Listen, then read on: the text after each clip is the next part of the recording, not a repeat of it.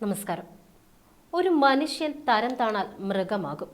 പിന്നെയും താണാൽ വേണ്ട, ബാക്കി പറയുന്നില്ല. പകരം ഈ ക്രിമിനൽ പാർട്ടിയുടെ ഒരു വിപ്ലവ ഗാനം അങ്ങ് പാടാം. മനുഷ്യനാകണം മനുഷ്യനാകണം, ഉയർച്ച താഴ്ചകൾക്കതീതമായ സ്നേഹമേ, നിനക്കു ഞങ്ങൾ പേരിടുന്നതാണ് മാർക്സിസം.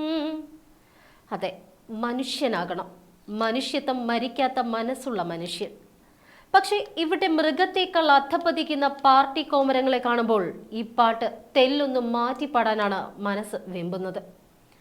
സഹകരണ സൊസൈറ്റിയിൽ നിക്ഷേപിച്ച പണം തിരികെ കിട്ടാത്തതിനെ തുടർന്ന് ഇടുക്കി കട്ടപ്പനയിൽ നിക്ഷേപകനായ സാബു ജീവനൊടുക്കിയതിന് പിന്നാലെ പാർട്ടി നിലപാട് വ്യക്തമാക്കാനാണ് ഇടുക്കി ജില്ലാ സെക്രട്ടറി CV വർഗീസ് നടത്തിയ പത്രസമ്മേളനം. ഇതിന്റെ അവസാന വാചകങ്ങൾ ഒന്ന് കേട്ടു നോക്കേണ്ടത് തന്നെയാണ്. ഓക്കെ, തീർന്നില്ല. അപ്പം ചായയൊക്കെ കുടിച്ച് സന്തോഷകരമായി പോവാം. പാർട്ടിക്ക് ഞാൻ പറഞ്ഞറിഞ്ഞതുകൊണ്ട് അതെ, ചായ കുടിച്ച് എല്ലാവരും സന്തോഷമായി പിരിഞ്ഞു പോകണമെന്ന്. സാബു എന്ന ആ പാവത്തിന്റെ മരണത്തിന് കൊടുത്തിട്ട് ആ മൃതശരീരം അടക്കം ചെയ്യുന്നതിന് പോലും മുൻപ് സന്തോഷമായി ചായ കുടിച്ച് പിരിയണമെന്ന്. ഇങ്ങനെ പറയാൻ ഒരു സഖാവിന് മാത്രമേ കഴിയൂ. ഈ വിഷയത്തിൽ സാബുവിന്റെ അച്ഛന്റെ നാട്ടുകാരനായ ജോർജ് പുല്ലാട്ട് എന്നയാൾ എഴുതിയ ഒരു കുറിപ്പ് ഏറെ ഹൃദയത്തിൽ തൊടുന്നതാണ്. മടുത്തു, നിങ്ങൾക്ക് മടുത്തില്ലേ എന്ന തലക്കെട്ടോടുകൂടി അദ്ദേഹം എഴുതിയത് ഇങ്ങനെയാണ്. നൊന്തിട്ട് കുറിക്കുകയാണ്, രോഷം കൊണ്ട് നെഞ്ചു മുറിഞ്ഞ് നീറിയിരിക്കുകയാണ്, ഉള്ളമാകെ കലങ്ങി മറിഞ്ഞിരിക്കുകയാണ്. കട്ടപ്പനയിലെ സഹകരണ ബാങ്കിന് മുന്നിൽ തൂങ്ങി മരിച്ച സാബു എന്റെ നാട്ടുകാരൻ മുളങ്ങാശ്ശേരിൽ കുട്ടിച്ചേട്ടന്റെ മകനാണ്. സാബുവിന്റെ കുട്ടിക്കാലത്ത് മുതലേ എനിക്ക് അവനെ അറിയാം. അവരുടെ വീടിന് മുന്നിൽ കൂടിയായിരുന്നു ഞാൻ സ്കൂളിലും പള്ളിയിലും പോയിരുന്നത്. ജീവിതം ഇത്തിരിയെങ്കിലും പച്ച പിടിക്കുമെന്ന പ്രതീക്ഷയിലാണ് കുട്ടിച്ചേട്ടൻ പൂവരണിയിൽ നിന്ന് ഇടുക്കിയിലേക്ക് കുടിയേറിയത്. പിന്നീട് ഞാൻ അവരെ കണ്ടിട്ടില്ല, കേട്ടിട്ടില്ല. അവസാനം കേട്ടതും കണ്ടതും ഇങ്ങനെയായിപ്പോയി.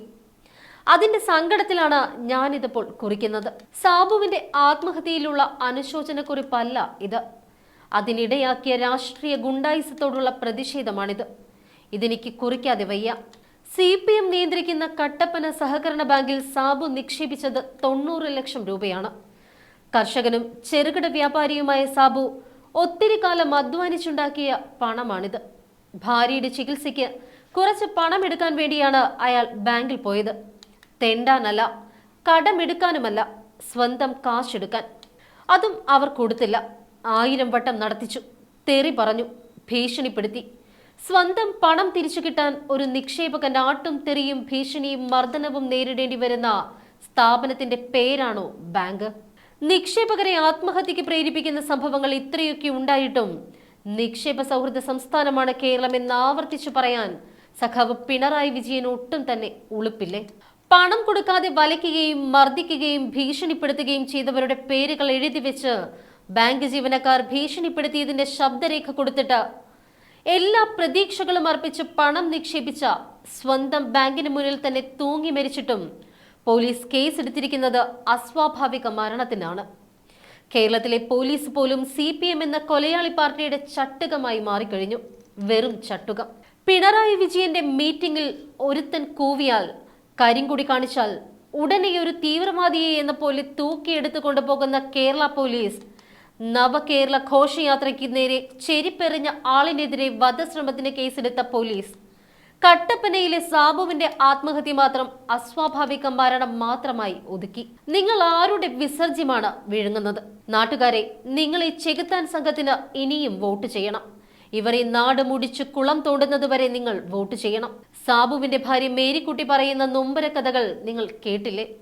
എന്നിട്ടൊന്നും തന്നെ തോന്നുന്നില്ലേ? ഈ നാട്ടിൽ ഇനിയെങ്കിലും മാറ്റം വരണമെന്ന് ആഗ്രഹിക്കുന്നുണ്ട് എങ്കിൽ, ഇപ്പോഴത്തെ ഭരണം കൊണ്ട് മടുത്തു എന്ന് നിങ്ങൾക്ക് തോന്നുന്നുണ്ട് എങ്കിൽ, ഇത്തരം സംഭവങ്ങളിൽ നിങ്ങൾക്ക് അമർഷമുണ്ട് എങ്കിൽ, ഇതൊക്കെ തുറന്നു പറയുന്നതിൽ പേടിയില്ല എങ്കിൽ നിങ്ങൾ ഈ പോസ്റ്റ് ഷെയർ ചെയ്യുമെന്ന കാര്യം ഉറപ്പാണ്.